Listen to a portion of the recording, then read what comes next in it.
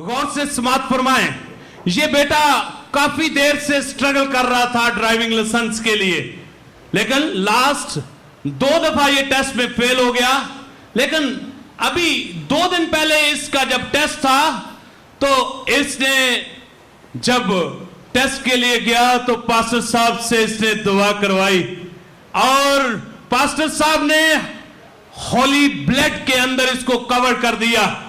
और जितने इसके साथ ड्राइविंग टेस्ट दे रहे थे स्टूडेंट, उनमें से कोई भी पास नहीं हो सका और सिर्फ ये बेटा कामयाबी के साथ वापस लौटा है, क्योंकि इसको ब्लड ऑफ जीसस क्राइस्ट के लहू में कवर किया हुआ था।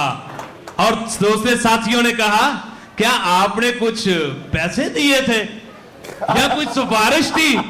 इसने बोला कि मैंने अपने जिंदा खुदावन को पुकारा था, उसने मेरी आवाज को सुना है।